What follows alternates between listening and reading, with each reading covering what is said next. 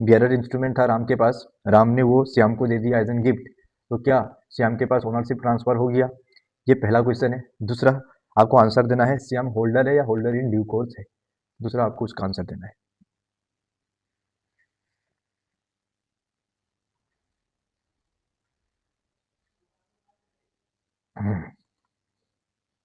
चलो चलो चलो, Shyam holder in due course से एक का कहना है, दूसरे का कहना है श्याम होल्डर है। ठीक है, देखते हैं कौन सही है कौन गलत है। अगर बियरर इंस्ट्रूमेंट है, दो तरीके के इंस्ट्रूमेंट होते हैं, एक बियरर इंस्ट्रूमेंट, दूसरा ऑर्डर इंस्ट्रूमेंट। बियरर इंस्ट्रूमेंट में अगर आपको ओनरशिप ट्रांसफर करना है, से फॉर एग्जांपल आज मेरे पास एक बियरर इंस्ट्रूमेंट है, एक मेरे पास आज बियरर इंस्ट्रूमेंट है, इसका ओनरशिप मुझे क्रिस को देना है, इसका ओनरशिप मुझे किसको देना है? क्रिस को देना है। तो मैं इसके ओनरशिप क्रिस को ट्रांसफर कर सकता हूँ क्या? Answer is yes. और अगर इंस्ट्रूमेंट बियरर है, अगर इंस्ट्रूमेंट बियरर है तो इसकी ओनरशिप कैसे ट्रांसफर हो जाएगी? सिंपली मुझे कुछ करना नहीं है, मुझे उस चेक की क्या करनी है? डिलीवरी करनी है। जैसे ही मैं क्रिस को चेक डिलीवर कर दूंगा ना, क्रिस के पास ओनरशिप चला जाएगा। ठीक है ना? Bearer instrument, such instrument can be negotiated, negotiated का मतलब क्या होता है? ओनरशिप ट्रांसफर किया जा सकता है बाय मेयर डिलीवरी। सिंपल एक डिलीवरी से ही क्या हो जाएगा बेटा जी, ये जो बियरर इंस्ट्रूमेंट है इसका ओनरशिप सामने वाले व्यक्ति के पास ट्रांसफर हो जाएगा। ठीक है, share Siam is having a valid title as bearer check can be negotiated by mere delivery। और सियाम के पास क्या चला जाएगा? वैलिड टाइटल चला जाएगा। क्यों? क्योंकि भैया बियरर इंस्ट्रूमेंट के केस में ना सिंपल डिलीवरी करने से ही सामने वाले व्यक्ति के पास क्या चला जाएगा भाई? ओनरशिप चला जाएगा। सियाम is having a valid title as bearer cheque can be negotiated by mere delivery. ये ठीक है, यहाँ तक ठीक है। अब सवाल जो है ना वो खतरनाक है। Holder and holder in due course, holder in due course, मैंने क्या बोला था? Holder means any person who is legally entitle to hold that instrument, और वो लीगल तरीके से अगर उस इंस्ट्रूमेंट को दिखा के पैसे रिसीव करने का अगर वो राइट रखता है, then that person is known as hold, that person is known as holder। Holder in due course कौन है? तो holder in due course is also an holder only, लेकिन चेक उसके थ्रू उसके पास कैसे आना चाहिए? नेगोशिएबल इंस्ट्रूमेंट उसके पास कैसे आना चाहिए भाई साहब? कंसिडरेशन के रूप में आना चाहिए, तब जाके वो व्यक्ति क्या माना जाएगा? होल्डर इन ड्यू कोर्स माना जाएगा। यहाँ पे राम ने श्याम को गिफ्ट दिया है, कोई कंसिडरेशन लिया है क्या? कोई कंसिडरेशन के एक्सचेंज में श्याम के पास इंस्ट्रूमेंट गया है क्या? Answer is no. श्याम को गिफ्ट मिला है, यहाँ पे कंसिडरेशन इन्वॉल्व नहीं है। हाँ, श्याम इस इंस्ट्रूमेंट को लीगली अपने पास रख सकता है और लीगल तरीके से क्या कर सकता है? पैसे रिसीव कर सकता है। तो Shyam is an holder but not an holder in due course. Shyam is an holder but he is not N holder in due course. ठीक है क्या? ठीक है क्या? बहुत सिंपल क्वेश्चन था, बहुत ही सिंपल क्वेश्चन है ना। बियरर इंस्ट्रूमेंट के केस में ओनरशिप कैसे ट्रांसफर होगा sir? By mere delivery. Ownership मत लिख के आना, मैं तुम्हें अभी भी बता रहा हूँ, ओनरशिप में सिर्फ समझाने के लिए बता रहा हूँ आपको। नेगोशिएबल इंस्ट्रूमेंट के केस में ओनरशिप ट्रांसफर मत नहीं लिखना है, ओनरशिप ट्रांसफर नहीं लिखना है, वहां पे आपको लिखना है नेगोशिएटेड, वहां पे आपको वर्ड लिखना है नेगोशिएटेड, डोंट राइट ओनरशिप। यहाँ पे ओनरशिप लिख के मत आना, मैं बता रहा हूँ, अभी भी बता रहा हूँ, मैं बार बार बता रहा हूँ और आखिरी बार बता रहा हूँ, आज एग्जाम से पहले आखिरी बार बता रहा हूँ। जिस एक्ट में जो लिखा हुआ है वही लिख के आना है, जिस एक्ट पे जो लिखा हुआ है वही लिख के आना है। जैसे एलएलपी के केस में मेंबर नहीं लिखना है, पार्टनर लिखना है। कंपनी के केस में पार्टनर नहीं लिखना है, मेंबर लिखना है। पार्टनरशिप फर्म के केस में मेंबर नहीं लिखना है, पार्टनर लिखना है। उसी तरीके से नेगोशिएबल इंस्ट्रूमेंट के केस में भले ही मैंने समझाने के लिए ओनरशिप ओनरशिप ओनरशिप बोला है, आपको ओनरशिप शब्द लिख के नहीं आना है, नेगोशिएटेड लिख के आना है। Can be negotiated by mere delivery. समझ में आया क्या? ये ओनरशिप लिख के मत आना, मैं बता रहा हूँ, अभी भी गलत हो जाएगा तुम्हारा आंसर। ठीक है, सो एक बार वैसे यस वैलिड है पर he is not holder in due course, very good, और ओनरशिप ट्रांसफर हो गया, वेरी गुड, परफेक्ट आंसर दे रहे हो तुम लोग, बहुत बढ़िया, बहुत अच्छा लग रहा है, बहुत अच्छा लग रहा है, सब कुछ एकदम बढ़िया तरीके से चल रहा है। लेट्स रिवाइज 10 के 10 क्वेश्चंस फटाफट से एक बार रिवाइज करते हैं, उसके बाद दूसरा एक सेट में कुछ क्वेश्चंस बचा हुआ है उसको करेंगे। ठीक है, उसके बाद देखेंगे, पहले ये 10 क्वेश्चंस को फटाफट से तुरंत तरीके से एक बार रिवाइज करेंगे। अभी तक हम लोगों ने क्या क्या पढ़ा है? सबसे पहले हम लोगों ने एक क्वेश्चंस पढ़ा था, Rahul a transporter was interested with the duty of transmission from a Rahul from to a city. First वाले केस स्टडी में हम लोगों ने ये पढ़ा था कि एजेंट के पास इमरजेंसी के दौरान कौन सा पावर आ जाता है? एक्स्ट्रा ऑर्डिनरी पावर आ जाता है। सर एक्स्ट्रा ऑर्डिनरी पावर का मतलब क्या था? बिना प्रिंसिपल के कंसेंट लिए वो काम कर सकता है, लेकिन इमरजेंसी के दौरान। ठीक है ना? और उस दौरान अगर उसने कुछ काम किया, इमरजेंसी के दौरान अगर उसने कुछ काम किया और उस काम की वजह से को करने की वजह से अगर प्रिंसिपल को कोई लॉस हो जाता है ना, तो प्रिंसिपल को क्या करना पड़ेगा, उस लॉस को झेलना पड़ेगा। वो एजेंट के ऊपर क्या नहीं, एजेंट को क्या नहीं करवा सकता है, लाइबल नहीं करवा सकता है ना, एजेंट को क्या नहीं करवा सकता है, एजेंट को लाइबल नहीं करवा सकता है। ठीक है, ये पहला क्वेश्चन है। दूसरा क्वेश्चन ये था, X has made an agency agreement with Y to authorize him to purchase goods on behalf of X for the year 2020 only। यहाँ पे हम लोगों ने सेक्शन 226 और सेक्शन 228 पढ़ा था। यहाँ पे हम लोगों ने क्या पढ़ा था, सेक्शन नंबर 226 और सेक्शन नंबर 228 पढ़ा था। सेक्शन 226 और सेक्शन 228 पावर के विदिन पावर के अंदर रह के अगर एजेंट काम करता है, पावर के अंदर रह के अगर एजेंट काम करता है, 10 लाख का पावर था एजेंट के पास, 10 लाख तक के ट्रांजेक्शन्स के लिए कौन लाइबल होगा भाई, कौन लाइबल होगा, प्रिंसिपल लाइबल होगा। पावर के अंदर रह के एजेंट कोई भी काम करता है ना, उन काम के लिए प्रिंसिपल क्या हो जाएगा, लाइबल हो जाएगा। लेकिन सर अगर एजेंट ने अपने पावर के बियॉन्ड जाके काम किया तो क्या होगा, इसमें हम लोगों ने दो सिचुएशंस पढ़ा था। अगर वो जो काम उसने किया वो सेपरेबल है, दूसरा नॉन सेपरेबल है। अगर सेपरेबल है तो क्या होगा, जितना पावर प्रिंसिपल ने दिया है उतने तक के लिए प्रिंसिपल लाइबल होगा, उसके ऊपर वाले जितने भी ट्रांजेक्शन है, जो अथॉरिटी के बाहर वाले ट्रांजेक्शन है, उन ट्रांजेक्शन के लिए प्रिंसिपल लाइबल नहीं होगा। ये पहला पॉइंट पढ़ा था हम लोगों ने। दूसरा हम लोगों ने ये पढ़ा था कि वो जो ट्रांजेक्शन एजेंट ने किया उस ट्रांजेक्शन को हम सेपरेट नहीं कर सकते, अलग नहीं कर सकते।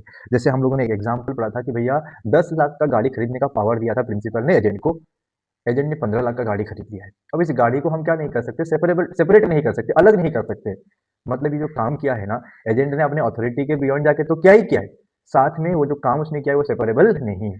देन ऐसे में क्या होगा सर, देन ऐसे में क्या होगा, देन ऐसे में क्या होगा कि प्रिंसिपल क्या करेगा, पूरे के पूरे ट्रांजेक्शन्स को रिकॉग्नाइज नहीं करेगा। पूरे के पूरे ट्रांजेक्शन्स के लिए एजेंट क्या रहेगा, लाइबल रहेगा, प्रिंसिपल लाइबल नहीं रहेगा। ये दूसरा क्वेश्चन। ठीक है, उसके बाद तीसरा क्वेश्चन, दूसरा क्वेश्चन 226 और 228 से था।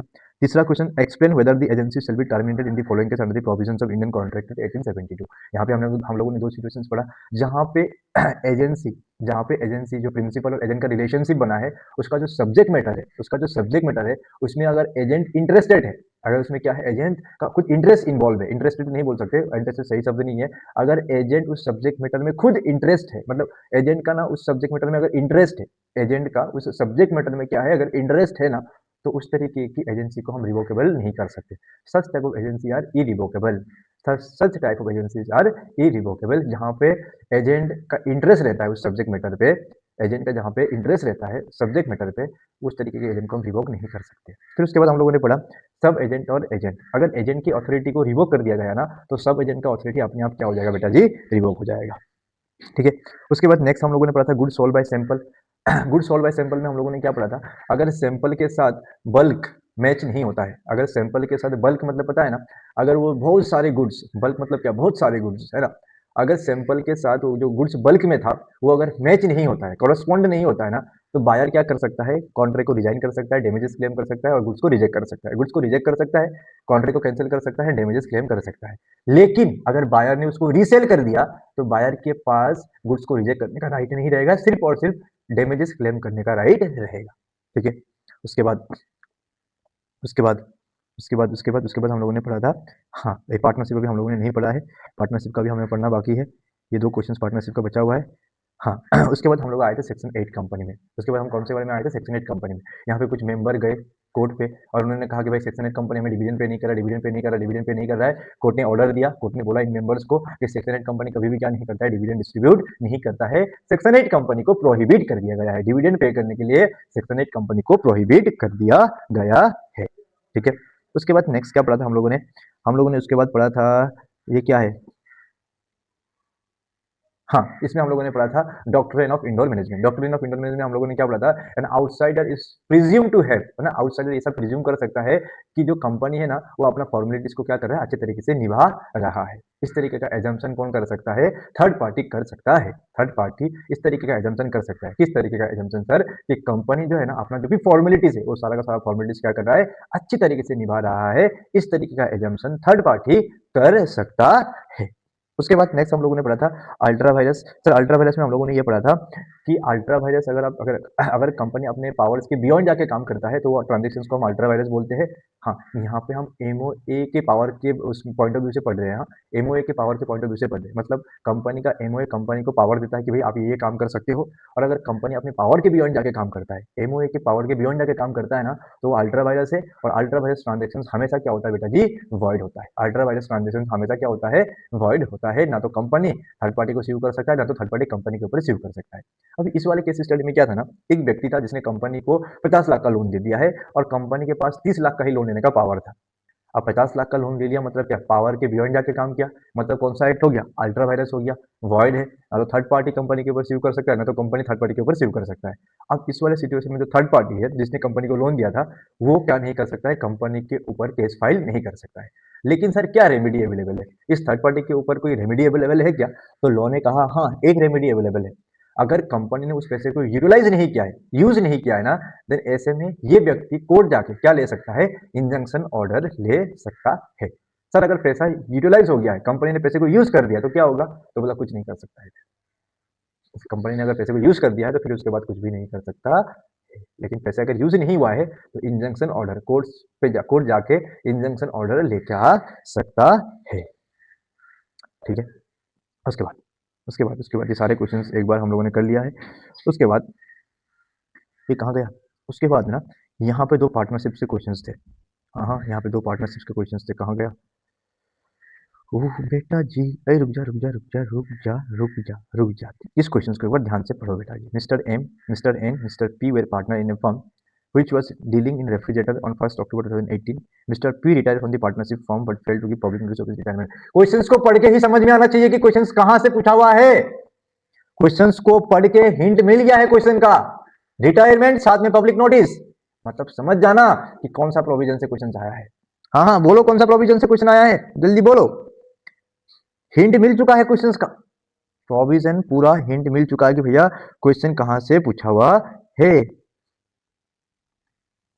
यस सर, रिटायरमेंट का है ना, बहुत ही इजी प्रोविजन है, बहुत ही इजी पीजी प्रोविजन है, बहुत ही ज्यादा इजी, हद से भी ज्यादा इजी, हद से ज्यादा इजी। हद से ज्यादा मतलब क्या होता है, और कुछ ही नहीं होता है दुनिया में। क्या लिखा हुआ है, हाँ 1 सेकंड, ये नहीं है, यही है 32। Retiring partner continues to be liable to third party for act of the firm after his retirement until public notice is given. अरे भाई साहब नहीं होता है, भाई साहब जब तक आप पब्लिक नोटिस नहीं दोगे ना, आप पार्टनरशिप के एक्ट के लिए लाइबल रहोगे। आप भले ही रिटायरमेंट आपने ले लिया होगा, लेकिन जब तक आप पब्लिक नोटिस नहीं देते हो तब तक आप पर्सनली क्या रहोगे, लाइबल रहोगे। No notice has been given by Mr P of his retirement can not escape from his liability. Escape का मतलब होता है अपने लाइबिलिटी से वो बच नहीं सकता है ना। तो retiring partner continues to be liable to third party for act of the firm after his retirement के बाद भी लाइबल रहेगा until and public notice is given. Public notice जब तक आप नहीं दोगे पार्टनरशिप फर्म के एक्टिविटीज के लिए आप भी लाइबल रहोगे, है ना। यहाँ पे इसने क्या नहीं दिया था, यहाँ पे अपना नोटिस नहीं दिया था, यहाँ पे अपने उसने नोटिस नहीं दिया था, इसलिए वो लाइबिलिटी से क्या नहीं हो सकता है, बच नहीं सकता है। कितना सिंपल क्वेश्चन है, कितु ये छोटे छोटे क्वेश्चंस, ये सब मत पूछा करो सर, डिफिकल्ट क्वेश्चंस पूछा करो। अरे डिफिकल्ट नाम का कोई चीज नहीं है, डिफिकल्ट नाम का कोई चीज है ही नहीं, तो क्या करेंगे बताओ। तो सर थोड़ा सा डिफिकल्ट क्वेश्चन पूछा करो। नहीं है डिफिकल्ट नाम का कोई क्वेश्चन ही नहीं है, बना ही नहीं है, आज तक नहीं बना है। पढ़ो ये वाला question, M N P partners in a firm, पढ़ो इसको। नहीं बना है, डिफिकल्ट नाम का कोई क्वेश्चन ही नहीं बना हुआ है बेटा जी, जल्दी पढ़ो इस क्वेश्चन को पढ़ो। मैं बोल रहा हूं ना, डिफिकल्ट नाम का चीज ही नहीं है इस दुनिया में, इस दुनिया में डिफिकल्ट नाम का कोई चीज नहीं है। इंपॉर्टेंट क्वेश्चंस का रिकॉर्ड मैं क्लास अलग से करूंगा एग्जाम से पहले, यानी कि अकाउंट्स का एग्जाम, अकाउंट्स जैसे एग्जाम देके आओगे उसके बाद से तुरंत वाले लेक्चर्स देख लेना। 4 साढ़े 4 घंटा में I try to complete everything. यहाँ पे मैं एक्सप्लेनेशन नहीं करूंगा, यहाँ पे मैं कुछ भी प्रोविजन को एक्सप्लेन नहीं करूंगा, यहाँ पे मैं सिर्फ रिवाइज करूंगा। मैं बोलूंगा कि भाई सेल्स ऑफ गुड्स में ऐसा ऐसा होता है, ऐसा ऐसा होता है, ऐसा ऐसा होता है, ये होता है, ये होता है, 24 में ये होता है, 25 में ये होता है, 26, 27, 28, 29, 30 ये होता है, 31, 32, 33, 34, 35, 36, 37, 40, 100 तक ऐसा होता है। मैं सिर्फ अपना प्रोविजन को यहाँ पे रिवाइज करते रहूंगा। आप लोगों को सिर्फ एक बार सुनना है, उस दिन सुनना है, अगले दिन उसमें लग जाना है, बाकी कुछ नहीं करना। ये कौन क्या कर रहा है भाई, ये क्या कर रहे हो, क्या हरकत है बताओ, मैं क्लास बंद कर दूं? हाँ, जिसका भी हरकत होगा, ये तुम लोगों का एग्जाम के टाइम पे ना ये सब हरकतें करने लायक हरकतें हैं ये, बताओ, ये हरकतें करने लायक है ना? कितना गजब लग रहा है। जिसने भी क्या है इसको इरेज करो पहले तो, जिसने भी क्या है, इसलिए तो तुम लोगों को सजा मिलता है। तुम लोग ये सब काम हरकतें करते हो तो इसका तुरंत तुमको सजा मिल जाएगा। हाँ, मुझे नहीं पता है किसने किया है, लेकिन जिसने भी किया होगा उसको तुरंत सजा मिलेगा। और वो कब मिलेगा मुझे मुझे बताने की जरूरत नहीं है, उसको मिलेगा, पर तुरंत सजा मिलेगा। उसको पता चल जाएगा कि भाई मैंने क्या गलती की थी, ठीक है? उस व्यक्ति को तुरंत से पता चल जाएगा कि भाई साहब मैंने ये गलती करी थी, और इसकी गलती जो मैंने गलती करी थी उसका सजा मेरे को मिल गया है, उसको तुरंत से पता चल जाएगा। बताओ, सेक्शन नंबर 35 पे आओ, है ना? क्या लिखा हुआ है? The property of the deceased partner may be absolve from the liability for the future obligations of the firm. It is not necessary to give any notice इधर टू द पब्लिक और the person dealing with the firm. एक दो चीज आपको याद रखना है। Retirement, अगर कोई पार्टनर रिटायर होके जा रहा है ना बेटा जी, तो उसको नोटिस देना जरूरी है, पब्लिक नोटिस देना जरूरी है। लेकिन अगर किसी पार्टनर का डेथ हो जाता है तो उसको पब्लिक नोटिस देने की जरूरत नहीं है। डेथ हो गया, जिस दिन वो पार्टनर मर गया उस दिन के बाद उसका जो प्रॉपर्टी है ना, वो क्या नहीं होगा, पार्टनरशिप के एक्टिविटीज के लिए लाइबल नहीं होगा।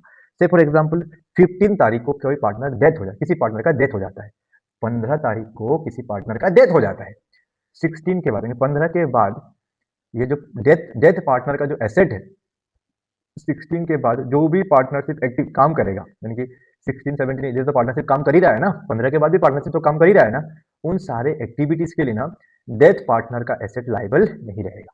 15 तारीख को पार्टनर मर गया, 15 तारीख से पहले वाले एक्टिविटीज के लिए वो प्रॉपर्टी लाइबल रहेगा। 15 तारीख से पहले वाले जो भी एक्टिविटीज है ना उन सब के लिए लाइबल रहेगा। 15 तारीख के बाद की जितने भी एक्टिविटीज है ना उन सब एक्टिविटीज के लिए डेथ पार्टनर का एसेट लाइबल नहीं रहेगा। हाँ, यहाँ पे कोई भी पब्लिक नोटिस देने की जरूरत नहीं है, यही लिखा हुआ है। The property of the partner may be absolve from the liability for the future obligation of the firm. It is not necessary to give any notice इधर टू द पब्लिक और the person dealing with the firm. किसी को भी notice देने की जरूरत नहीं है, मतलब नहीं। हाँ, रिटायरमेंट के केस में है, डेथ के केस में नहीं, ठीक है? उसके बाद सर सुनो, no no debt was due in respect of goods in P lifetime, his estate will not be liable for the payment of price of furniture of JR Limited. Further, death of the partner does not record any public notice. Partnership, कोई partner का death हो जाता है ना तो उसको क्या देने की जरूरत नहीं है, पब्लिक नोटिस देने की जरूरत नहीं है। सर अब आओ क्वेश्चन में आओ, ठीक है ना? ये तो प्रोविजन बताया मैंने, अब क्वेश्चंस को अगर थोड़ा सा समझेंगे ना तो सर यहाँ पे ना एक चीज हुआ है, ऑर्डर दिया हुआ है ना, ऑर्डर जब दिया गया था ना तो भाई वो पार्टनर जिंदा था, जब सप्लाई हुआ तब वो पार्टनर मर गया। ऑर्डर देते टाइम पार्टनर जिंदा था और जब सप्लाई आया ना तब वो पार्टनर क्या हो गया, पार्टनर का हो गया डेथ हो गया। नाउ ये जो ऑर्डर है ना, ये ऑर्डर को हम कॉन्ट्रैक्ट नहीं कहेंगे। सिर्फ ऑर्डर देने से तुम्हारा डेब्ट ड्यू नहीं होगा। आज मैंने किसी को ऑर्डर दे दिया, मैंने कहा भाई 100 समोसा पैक कर देना या 100 समोसा कल क्लास में लेके आ जाना। अरे भाई सिर्फ ऑर्डर दिया है, अभी सिर्फ ऑर्डर दिया है, जब तक वो 100 समोसे जब क्लास में लाके जब तक नहीं देगा ना तो डेब्ट ड्यू नहीं होगा, डेब्ट ड्यू नहीं होगा। अबे उसने समोसा नहीं दिया है, मैं कैसे मानूंगा कि भैया मैं मेरे को उसको मेरा डेब्ट ड्यू हुआ है? जब वो लाके मेरे को समोसा यहाँ पे दे देगा तब मैं बोलूंगा कि हाँ अब आपको मेरे को 500 रुपीज देना है। जब तक वो मेरे को समोसा नहीं देगा क्लास में आके तब तक हमारा डेब्ट ड्यू नहीं होता है। तो यहाँ पे भी सेम हुआ है, ऑर्डर दिया था, ऑर्डर दिया था, जब तक पार्टनर जिंदा था तब सिर्फ ऑर्डर दिया गया था। पार्टनर के मरने के बाद सप्लाई हुआ है, पार्टनर के मरने के बाद सप्लाई हुआ है का मतलब क्या है, डेब्ट ड्यू कब हुआ है, पार्टनर के मरने के बाद, पार्टनर के मरने से पहले नहीं हुआ है, पार्टनर के मरने के बाद डेब्ट ड्यू हुआ है। इसीलिए ये जो मरा हुआ पार्टनर है, मरा हुआ जीतू नहीं, मरा हुआ पार्टनर जो है ना वो किसके लिए लाइबल नहीं होगा, मरा हुआ पार्टनर का जो प्रॉपर्टी है वो किसके लिए लाइबल नहीं होगा, इन एक्टिविटीज के लिए लाइबल नहीं होगा। Sir whether does it makes any difference if JR Limited supplied the furniture to the firm believing that all the three partners are alive? अरे थर्ड पार्टी बिलीव करे ना करे, थर्ड पार्टी को लगा था कि वो पार्टनर जिंदा है इसलिए उसने ट्रांजेक्शन किया था, उससे हमें कोई भी मतलब नहीं है। थर्ड पार्टी बिलीव करे, थर्ड पार्टी बिलीव ना करे, थर्ड पार्टी को लगा था कि भाई पार्टनर जिंदा है, उसके बिलीव करने से या बिलीव नहीं करने से हमें हमारा आंसर क्या नहीं होगा, कोई भी चेंजेस नहीं होगा, हमारे आंसर में कोई भी चेंजेस नहीं होगा, क्योंकि लॉ ने साफ बोल दिया है कि भाई जिस दिन पार्टनर मर जाता है उस दिन से उसका प्रॉपर्टी जो है ना वो क्या नहीं होगा, फ्यूचर एक्टिविटीज के लिए लाइबल नहीं होगा। भले ही जो भी व्यक्ति पार्टनरशिप फर्म के साथ डील कर रहा है, भले ही उस व्यक्ति को इस डेथ पार्टनर के बारे में पता था पता नहीं था, उससे हमें कोई भी मतलब नहीं है ना। बस इतना ही बोला है। क्वेश्चन नंबर कौन सा ये एम एन पी वाले क्वेश्चन में PYQ 2021 में आया था, 6 नंबर के लिए आया था। ठीक है, ये हमारे क्वेश्चंस हो गए। कुछ 2 क्वेश्चंस और बचे हुए, फटाफट से उसको भी निपटा देता हूँ, है ना, ताकि जो कंफ्यूजन है वो खत्म हो जाएगा।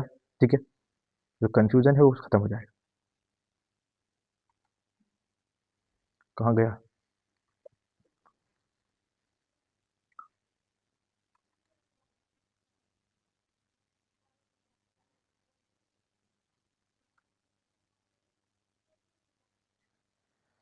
हाँ, ये क्वेश्चंस पढ़ो एक बार।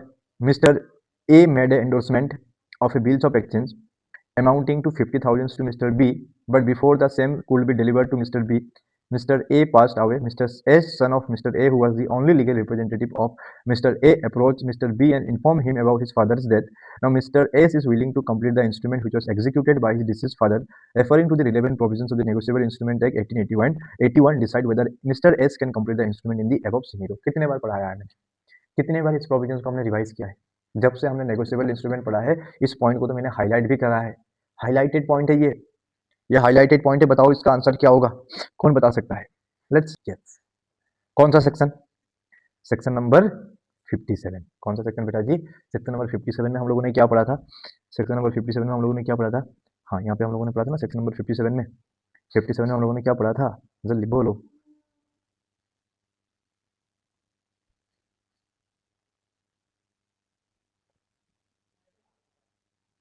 क्या पढ़ा था हम लोगों ने सेक्शन नंबर 57 में? Order instrument.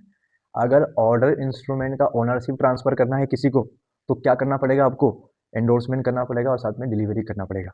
यहाँ पे मैं सिर्फ ओनरशिप समझाने के लिए लिख रहा हूँ। ओनरशिप नहीं लिख के आना है, नेगोशिएटेड लिख के आना है। नेगोशिएटेड लिख के आना है, ओनरशिप नहीं लिखना है, नेगोशिएटेड लिख के आना है। ठीक है ना। ओनर ऑर्डर इंस्ट्रूमेंट का ओनरशिप ट्रांसफर करना चाहता हूँ किसी दूसरे पर्सन को, कर सकता हूँ क्या? तो आंसर इज यस, लेकिन 2 कंडीशन फुलफिल करना पड़ेगा। एक, इंडोर्समेंट करना पड़ेगा प्लस डिलीवरी करना पड़ेगा। इंडोर्समेंट करना पड़ेगा, साथ में डिलीवरी करना पड़ेगा। सर इंडोर्समेंट का मतलब क्या है? साइन करना पड़ेगा। क्या करना पड़ेगा बेटा जी? साइन करना पड़ेगा। देखो मैंने डायग्राम में भी समझा दिया है। ए बी को ऑर्डर इंस्ट्रूमेंट ट्रांसफर करना चाहता है, ऑर्डर इंस्ट्रूमेंट ट्रांसफर करना चाहता है, तो क्या करना पड़ेगा इसको? सबसे पहले तो इंडोर्समेंट करना पड़ेगा। इंडोर्समेंट का मतलब क्या? साइन करना पड़ेगा। मैं साइन भी कर दिया हूँ। देखो इंडोर्समेंट का मतलब क्या है? साइन करना पड़ेगा। तो फर्स्ट स्टेप क्या है? फर्स्ट स्टेप तो है भाई साइन करना पड़ेगा, ये वाला पॉइंट। फर्स्ट स्टेप तो क्या है? साइन करना पड़ेगा। और सेकंड स्टेप क्या है? डिलीवर करना पड़ेगा। साइन प्लस डिलीवर क्या हो जाएगा? ओनरशिप ट्रांसफर हो जाएगा। साइन प्लस डिलीवर क्या हो जाएगा बेटा जी? ओनरशिप ट्रांसफर हो जाएगा। इंडोर्समेंट करना है प्लस उसकी डिलीवरी करनी है, ओनरशिप क्या हो जाएगा? सामने वाले व्यक्ति को ट्रांसफर हो जाएगा। ठीक है सर, इंडोर्समेंट कर दिया था बट हैज नॉट डिलीवर्ड, हमने उसको क्या नहीं किया था? डिलीवर नहीं किया था। क्वेश्चन ये अराइज होता है, can his legal representative complete negotiate, मतलब क्या लीगल रिप्रेजेंटेटिव डिलीवर करके ओनरशिप ट्रांसफर कर सकता है क्या? ये जो लीगल रिप्रेजेंटेटिव है, इस ये जो लीगल रिप्रेजेंटेटिव है, ये इस इंस्ट्रूमेंट को डिलीवर करके क्या ओनरशिप ट्रांसफर कर सकता है? तो answer is no, because legal representative is not an agent, cannot by mere delivery negotiate the instrument. This is section number 57. Legal representative क्या नहीं कर सकता है? बाय मेयर डिलीवरी, सिर्फ डिलीवरी करके क्या नहीं कर सकता है? सामने वाले व्यक्ति के को ओनरशिप ट्रांसफर नहीं कर सकता है। क्यों? क्योंकि लीगल रिप्रेजेंटेटिव क्या नहीं है बेटा? एजेंट नहीं है। ठीक है, इसके बाद और एक क्वेश्चन था यहाँ पे, थोड़ा सा डिफिकल्ट वाला क्वेश्चन था। ये कौन सा है?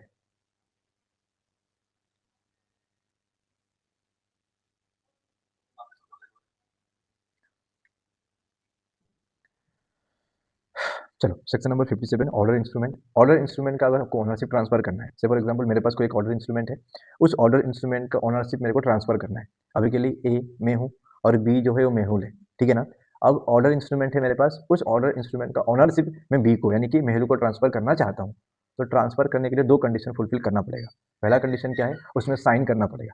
उसमें क्या करना पड़ेगा? साइन करना पड़ेगा, इंडोर्समेंट करना पड़ेगा। ये साइन किया हुआ है ना, ये साइन करना पड़ेगा। और साइन करने के बाद उस इंस्ट्रूमेंट को क्या करना पड़ेगा, डिलीवर करना पड़ेगा। मतलब ये इंस्ट्रूमेंट यहाँ से इसको डिलीवर करना पड़ेगा, साइन करने के बाद उसको डिलीवर करना पड़ेगा बी को, तभी जाके बी के पास क्या जाएगा, ओनरशिप जाएगा, अदरवाइज बी के पास ओनरशिप नहीं जाएगा।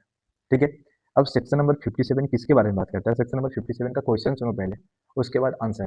ठीक है, सेक्शन नंबर 57 खुद ही क्वेश्चन पूछ रहा है और खुद ही उसका आंसर भी दे रहा है। 57 क्या बोल रहा है, बोल रहा है कि भैया एक व्यक्ति था, से फॉर एग्जाम्पल विक्रम शर्मा, उसने एक इंस्ट्रूमेंट, ऑर्डर इंस्ट्रूमेंट उसके पास था, इसका ओनरशिप मेहुल को ट्रांसफर करना चाहता था।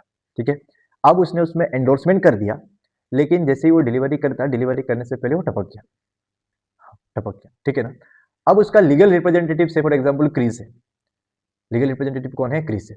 तो क्या ये जो इंस्ट्रूमेंट है जिसमें साइन हुआ है, इस इंस्ट्रूमेंट को क्या क्रीज मेहुल को ट्रांसफर करके, मेहुल को डिलीवर करके इसका ओनरशिप मेहुल को दे सकता है क्या?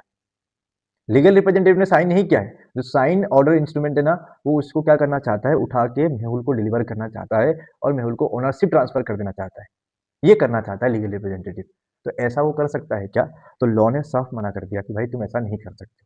अगर कोई ऑर्डर इंस्ट्रूमेंट है जिसमें सिर्फ साइन है और वो डिलीवरी नहीं हुई है, तो लीगल रिप्रेजेंटेटिव इसको उठा के डिलीवर नहीं कर सकता, डिलीवर करके ओनरशिप ट्रांसफर नहीं कर सकता है, यही लिखा हुआ है। Answer is no, because legal representative क्या नहीं है बेटा जी, एजेंट नहीं है, can not by mere delivery negotiate the instrument, instrument का क्या नहीं कर सकता, ओनरशिप ट्रांसफर नहीं कर सकता है। डन है क्या? तो कितने बार समझाया है, तुम लोग अभी भी बोल रहे हो कि सर इसमें डाउट है, तो फिर भगवान ही बचाएगा तुम लोगों को।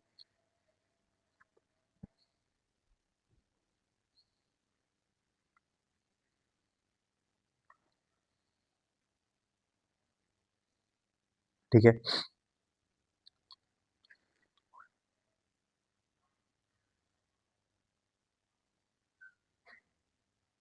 और आप लोगों को अच्छे से एग्जाम देना है, ऑल दी बेस्ट, अपने आप पे मोटिवेट रखो, हिम्मत रखो, सब पढ़ा लिखा वही आएगा, पढ़े लिखे उसके ऊपर कुछ भी नहीं आएगा।